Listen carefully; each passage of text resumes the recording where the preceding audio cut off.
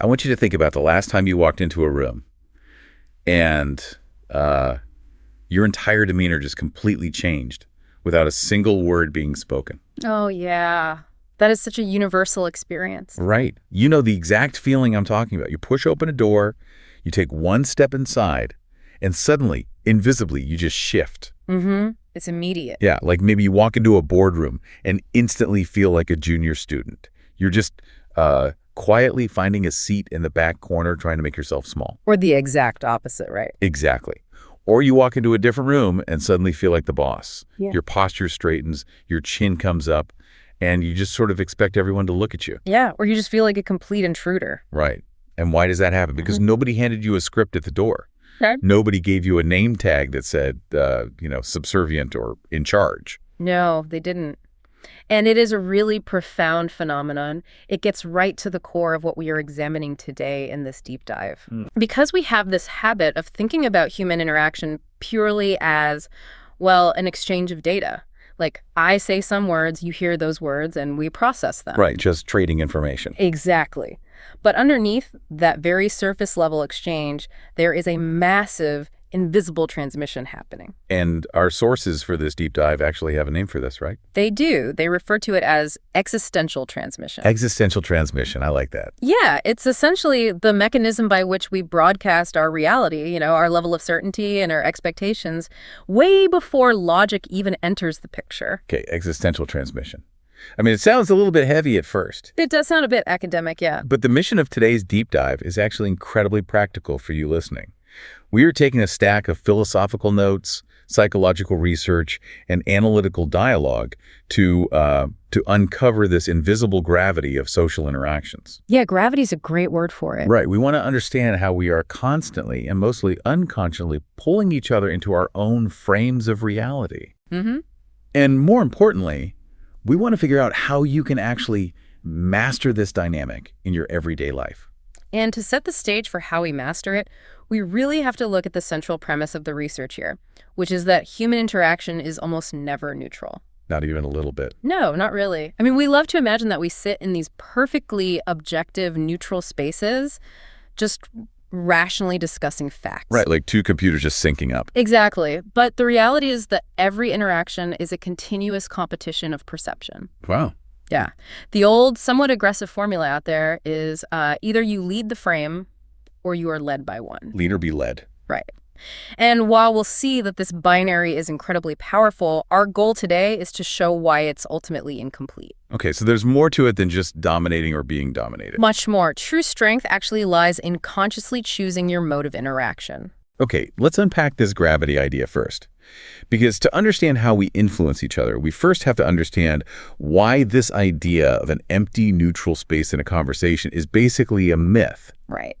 Why is it that when two people meet, one of them is almost inevitably going to fall into the other person's reality? So the mechanism driving this is a concept called frame asymmetry. Frame asymmetry, okay. Yeah. The harsh truth of human psychology is that most people do not hold their own reality, their own frame very firmly at all. Really? We just kind of wobble around. We do. Human perception is incredibly socially plastic. Socially plastic. I love that phrase. It's very accurate. When you put two people in a room, their psyches are continuously, almost unconsciously scanning the environment. What are they looking for? They're looking for subtle cues to answer a few key questions, like who is certain here? Right. Who isn't asking for permission to be the way they are? Who behaves as if their reality is already the established norm? And crucially, who can hold tension without collapsing into, apologies or nervous laughter? Oh, that makes so much sense. We're all walking around with these slightly wobbly internal compasses, looking for someone whose compass is perfectly steady. Yes. Exactly. And when we find it, we just align to it. Right. But why? Why do we just give up our own reality so easily? It all comes down to cognitive energy. Really? Just brain power? Yeah, holding your own version of reality, especially in the face of disagreement or awkwardness or tension, it costs a massive amount of brain power. Oh, I see. It's exhausting. It is. So to save those calories, the human psyche naturally adopts the most coherent frame in the room. It's basically an evolutionary shortcut. So your brain is just being lazy. Well, efficient. Your brain essentially says, look, that person's frame is highly stable. It's just easier and safer to enter theirs than to spend the energy defending mine. It really is like planetary gravity then. Oh, that's a good way to put it. Yeah, like if I'm a small asteroid just floating through space and I fly too close to Jupiter, I'm getting pulled into its orbit. Right. Not because Jupiter is actively, maliciously trying to capture me. No, it's just sitting there. Right. And definitely not because Jupiter sat me down and presented a better logical argument for why I should orbit it. I get pulled in simply because its mass is greater than mine. The Jupiter analogy works beautifully because it highlights the passive nature of this power. Passive, right. In human terms, that mass is your internal assembly. Internal assembly. Yeah, it's the way your beliefs, your confidence, and your values are stacked together. This gravitational pull is what engagement actually is. Okay, so pulling someone into your frame isn't about having the sharpest rhetoric or the most impressive statistics. Not at all. It is about whose internal assembly organizes the interaction more strongly. Wow. The person who holds the frame starts distributing the roles. They aren't just speaking. They are defining what the conversation is about, who is adapting to whom, and what is considered normal in that exact moment. Okay, I'm with you on the gravity concept. That makes perfect sense. Good. But how does that gravity actually exert its force on me? Because, if I walk into a car dealership, I don't just magically shrink into a submissive buyer simply because the salesperson is acting ultra confident. Right. It's not instantaneous magic. Exactly. How do you actually get pulled in? Yep. Our sources break down this assignment of roles, but I really want to understand the actual mechanics of it. Well, it happens in layers, starting long before anyone opens their mouth. Okay, what's the first layer? The first layer is what the research calls preperception. Preperception. Yeah. When you walk into that car dealership or, say, your boss's office, you are already looking at the person in a certain way. You already have expectations. Precisely. You expect something specific from them, and you implicitly allow or disallow certain behaviors. Right, it's the vibe. It's that split-second sizing up. Yes, and that preperception bleeds instantly into your micro movements. Micro movements, like what? It changes your posture, the timing of your eye contact, maybe a half-octave drop in your tone of voice. People read this long before logic applies. So they're not listening to what I'm saying. They don't react to your words, no. They react to the position you have already taken toward them physically and energetically. So if I walk into a meeting and I secretly think the person across from me is completely incompetent, my body language is already screaming that at them before I even say, good morning. Precisely. Which triggers the next mechanical layer, which is behavioral confirmation. Behavioral confirmation. Okay, how does that work? Once you've established that preperception, your behavior naturally follows suit to confirm your picture of reality. Oh, I see. If you see someone as weak or incompetent, how do you act?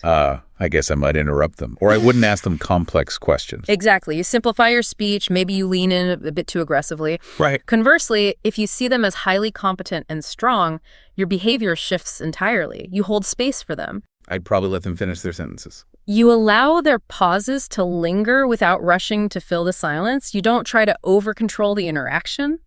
Okay, so I am projecting this reality onto them. I'm basically treating them like they're a certain character in my play. That's a great way to say it. But do they actually change? Do they become that character? This is where the social plasticity we mentioned earlier kicks in. Okay, the third layer. Yeah, this is self-confirmation. The other person feels the immense pressure of your expectations and your behavior. And because we're lazy. Because it's easier than fighting the current, yes, they often start behaving slightly inside the frame you've set. Wow. And once they start acting the part, maybe they stutter a bit because you interrupted them, or maybe they speak more confidently because you gave them space, their own brain kicks in to justify it. They start telling themselves a story? Exactly. They tell themselves, well, I guess this is just who I am in this situation. They self-confirm your frame. I have to pause here, though, because I'm really struggling with this last part. Okay, what's sticking? Well, if they just self-confirm to match my expectations, aren't we just talking about manipulation? Oh. Like, am I just Jedi mind-tricking my boss into giving me a raise by staring at him and acting like I'm already a millionaire? Because that sounds a bit like pseudo-mysticism to me. It's a vital distinction to make, and I'm glad you brought it up. This is absolutely not magic, and it's not mind control. Okay, so no Jedi tricks. No, you do not change the person directly. You cannot force a new personality into them through sheer willpower. Then what am I doing? What you are doing is becoming a source of norm in the field. You create the environmental conditions, you set the behavioral boundaries, Right. and if the person is plastic enough, and if the conditions allow it, they finish assembling themselves inside your expectations. Ah. But Yeah. you cannot make a rock act like a bird. You are always working with the material that is already there. That makes a lot more sense. I'm not hypnotizing them. I'm just building a sandbox and seeing if they want to play in it. Perfect analogy. Which naturally means there must be limits to this. Yeah, I mean, you can't just build any sandbox and expect people to survive in it. you hit the nail on the head. The sources are very clear on the boundaries of this reality distortion field. What kind of boundaries? Well, think about a king in a medieval court. A king isn't a king because of some objective, metaphysical truth glowing inside him. Right, he's just a guy. Exactly. A king is a king because a massive system reproduces that frame. There are castles, armies, cultural symbols, and a very high cost for stepping outside that reality, usually your life. Yeah, that's a pretty strong frame. But on an individual level, when you try to set a frame in a normal interaction, you face some hard limits. Okay, here's an analogy I kept thinking of while reading through the research for today's deep dive. Let's hear it. It's like trying to run a massive, heavy, ultra-high-definition video game on a 10-year-old laptop. Ooh, I like where this is going. The laptop doesn't magically upgrade its own hardware to handle the software you're trying to force on it. If you push it too hard, it just gets incredibly hot, the fans spin out of control, and eventually the whole system just crashes. That is a brilliant way to conceptualize it.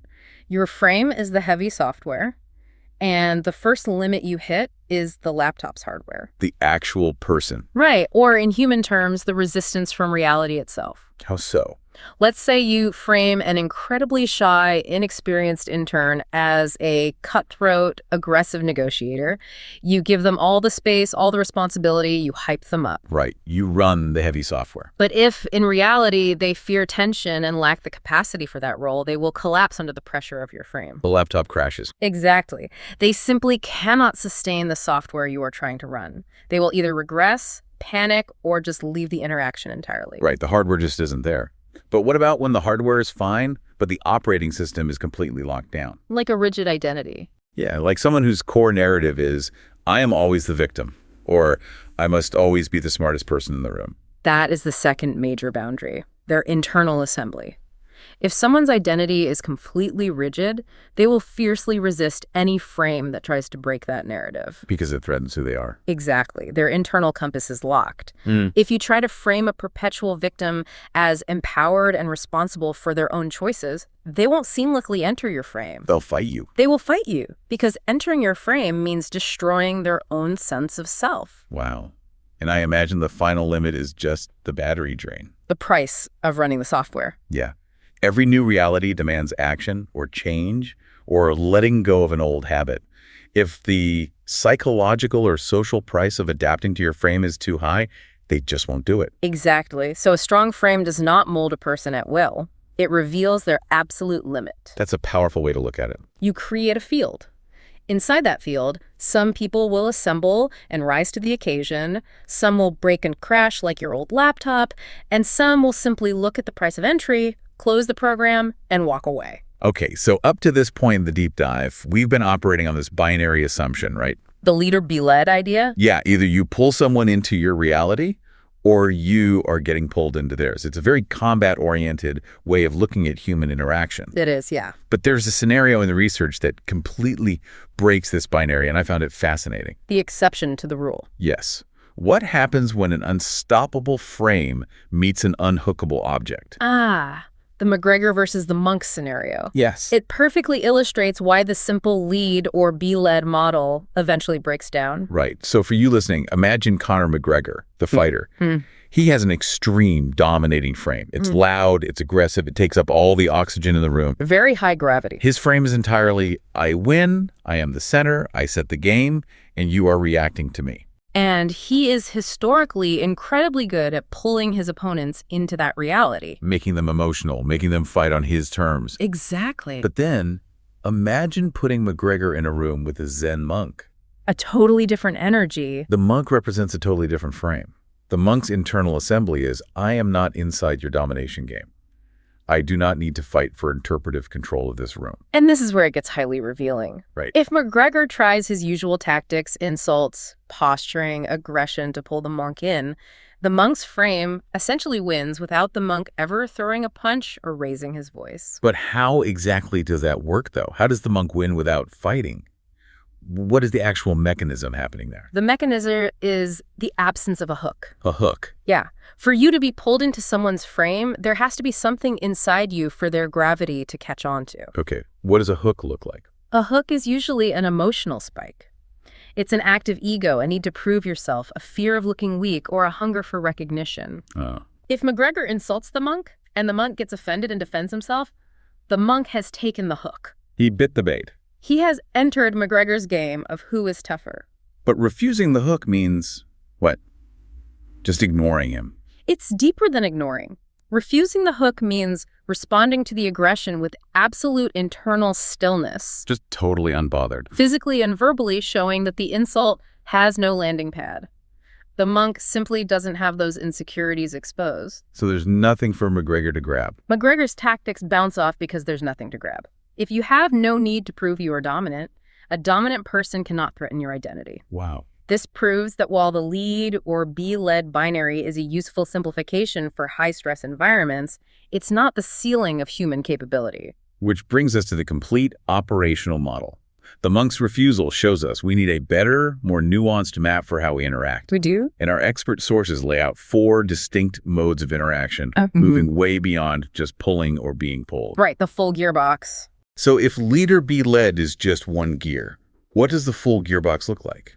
Well, the full model gives you 4 conscious choices. The first mode is what we've been talking about, which is engagement. Okay, engage with This is where you actively lead, you set the frame, you distribute the roles, and you act as if your reality is the one in force. When would you use that? It's incredibly useful when you need speed, like when you're leading a team through a crisis, or when you need immediate results. But it must be tiring. Very. It requires high energy and puts a lot of pressure on the social system. So if engagement is just overpowering someone with your certainty, what happens when 2 people with equally heavy gravity collide? Do they just bounce off each other? That brings us to the second mode, which is conflict. Conflict. And the sources make a really interesting point here that changes how we should view arguments. Conflict isn't just a disagreement about facts or spreadsheets. No. Conflict is a process of deciding whose reality wins out. It is 2 frames colliding, both trying to be primary. Like 2 CEOs trying to assert dominance in a merger negotiation. Exactly. And what's crucial for you listening to understand is that conflict is usually won through stability and consistency. Not through having the most logical argument. Nope. It's about who can hold their reality the longest without flinching, apologizing, or breaking character. Wow. Okay, then we hit the third mode, which is coexistence. My personal favorite. And I have to admit, when I first read this part of the research, I was highly skeptical. Really? Why? Because if I'm not setting the frame and I'm not fighting for the frame, aren't I just being weak? Yeah. Aren't I just floating around waiting to be captured by someone else's gravity? It is the most common misunderstanding of this mode. Conscious coexistence is not passivity. Okay. It is what the sources call controlled non-capture. Controlled non-capture. It means you are consciously holding your frame and you are allowing the other person to hold theirs without forcing them to fuse together. Can you ground that for me? What does controlled non-capture actually look like in real life? Well, think about the classic tense family dinner. Oh boy. Say it's Thanksgiving and an uncle brings up a highly controversial political topic. Always happens. His frame is aggressive, right? He wants a debate. Your usual instinct, the engagement or conflict mode, is to fight for your reality. Right. I want to prove him wrong. You try to correct him and suddenly you're both miserable. But what if you chose coexistence? Just let him win. Not let him win. What if you consciously decided, I know what I believe and I see what he believes. I don't need his reality to match mine for me to be okay. Oh. You just watch him operate in his frame without feeling the need to correct him or be threatened by him. You just let him be. You are looking at them, they're looking at you, and you are actively choosing not to impose expectations. You allow the other person to unfold on their own without fixing them into a role. That is incredibly freeing. You're just observing the weather without trying to change the clouds. Exactly. And that leads to the fourth and final mode, conscious entry. Yes. Which seems to be the exact opposite of engagement. It is. Conscious entry is when you deliberately choose to play inside someone else's reality because there's an obvious upside. It makes me think of going to a doctor's office. Great example. When I go to my physician, I consciously enter their frame. I take off my shirt, I sit on the crinkly paper on the exam table, I let them poke and prod me. Right, you answer their questions submissively. Yeah, I submit to their reality because I need their medical expertise. But I don't lose my core identity. No, you're just visiting. I'm just playing the role of patient temporarily. Or, like sitting down at a poker table, you agree to the rules of the casino, but you know you can stand up and cash out whenever you want. That is the perfect distinction. It's strategic submission for mutual benefit. Okay. It is an active choice, which is entirely different from being unconsciously, neurotically dragged into someone else's drama. This whole progression brings us to the ultimate paradox of power in this deep dive. Let's hear it. If you possess the power to engage, if your internal assembly is so strong that you have the gravitational mass to dominate the frame and pull people in, why would you ever choose coexistence? Why not just be Jupiter all the time and make everyone orbit you? If we look at the physics of resource management, the answer becomes pretty obvious. Constant engagement has immense costs. Brain calories again. Huge amounts. Holding a frame, constantly controlling the dynamic, suppressing alternative realities, it costs massive amounts of cognitive and emotional energy. I can imagine. If you try to engage everyone all the time, your spouse, your kids, your barista, your coworkers, you will simply burn out. You're running the processor at 100% all day long. The fans are spinning, the battery's dying. Precisely. Furthermore, and perhaps more importantly, engagement narrows the person in front of you. Narrows them. When you force a frame on someone, they have to contort themselves to fit your projection of them. Coexistence is a function of observation. Engagement is a function of control. If you always engage, you never actually see the real person. You only ever see how they react to your pressure.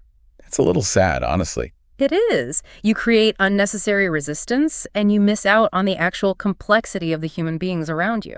So if you literally cannot stop yourself from dominating every interaction, you always have to be the loudest reality in the room. Yeah. You are just as dependent and trapped as the person who is always getting pulled in. You're a slave to your own need for control. That is the ultimate insight. Primitive power says, I must lead or I will be led. But real strength lies not in constant domination, but in the ability to consciously choose the mode of interaction. It's about choice. You choose when to engage to get results, when to enter conflict to hold a boundary, when to consciously enter a game for a specific benefit, and when to coexist to truly observe. Wow. If you always engage, you are just managing people. But if you know how not to engage, you manage the entire process. And I think it's worth noting here that these profoundly deep concepts on human interaction we've been unpacking, they are collected from postego.com. Oh, nice. It really represents a higher post-ego level of operating in the world, moving beyond just trying to win every argument to actually mastering the mechanics of reality itself. That is the perfect way to wrap up this journey. Yeah. For you listening, let's just summarize what we've unpacked in this deep dive. We covered a lot of ground. We did. We started with the invisible gravity of social plasticity, how our brains constantly look for the strongest certainty in the room to save cognitive energy. We broke down the mechanics of how roles are assigned, not through Jedi mind tricks, but through pre-perception, behavioral confirmation, and the environments we create. And then we explored the limits of this power, realizing that you can only build a reality that the system and the person's own hardware can bear. The crashing laptop. Exactly. And we moved past the binary of pull or be pulled to discover that true strength is having the full gearbox, knowing when to use engagement, conflict, coexistence, or conscious entry. Before we sign off, I want to drop 2 punchy takeaways from today's deep dive for you to stick on your mental fridge. Love it. First, people don't react to your words. They react to the position you've already taken. Keep an eye on your posture and your pre-perception next time you prep for a high-stakes meeting. That's a great one. And second, you don't change people. You create the conditions where they assemble themselves. And to leave you with one final thought to mull over. Lay it on us. Think back to that feeling we started with of walking into a room and instantly changing your behavior. Yeah. Next time you find yourself in a heated argument, or conversely, feeling strangely small and quiet in a room, ask yourself, are you actually fighting about the facts right now? Or are you just fighting over whose reality is going to become the primary frame of contact? Yeah. And more importantly, what would happen if you just didn't expose a hook and simply refused to play the game?